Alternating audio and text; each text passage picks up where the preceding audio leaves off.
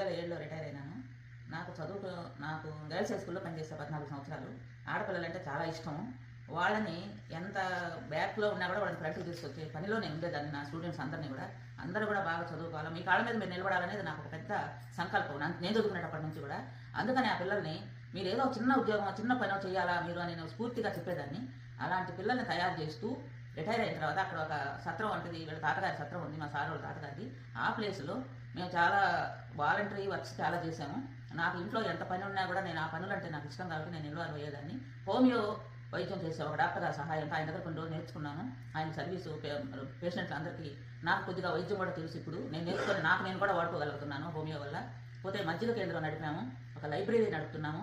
Still నా ఇప్పుడు ఒక సూయింగ్ సెంటర్ ఒక బ్యాచ్కి ఒక 14 మందిని తయారు చేస్తూ ఒక టీచర్కి మేము సొంతగా శాలరీ ఇచ్చి, సత్రం తరఫున శాలరీ ఇచ్చి ఇప్పుడు 12 బ్యాచ్లు అయినాయి.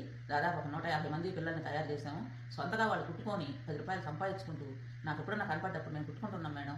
ఇప్పుడు ఒక జాకెట్కి 200, 300 అడుగుతున్నారు కదా, వాళ్ళు సొంతగా కుట్టుకుంటే అవి మిగులుతాయి కదా.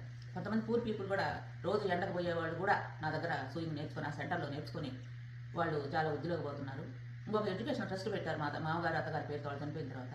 దాని ద్వారా చదువుకునే పిల్లలకి ఎక్కువగా సారు కృషి చేసి వాళ్ళకి డబ్బు సహాయం చేస్తే ఇప్పుడు ఒక అబ్బాయి యూఎస్లో కూడా ఉన్నాడు, వాషింగ్టన్ డీసీలో. అబ్బాయి ట్రిపుల్ చదువుతున్నాడు, మట్టి పని చేసుకుంటూ ఉంటే ఆ అబ్బాయిని ఐఐటీలో ఆ అబ్బాయిని పేపర్లో అడ్వర్టైజ్మెంట్ చూసి ఇంటికి పిలిపించి డబ్బు సహాయం చేస్తాం. ప్రతి సంవత్సరం ఆయన టార్గెట్ ఏంటంటే 1 లక్ష రూపాయలు చదువుకునే పిల్లలకి ఎడ్యుకేషన్ వాళ్ళకి ఇస్తాడు ఆయన.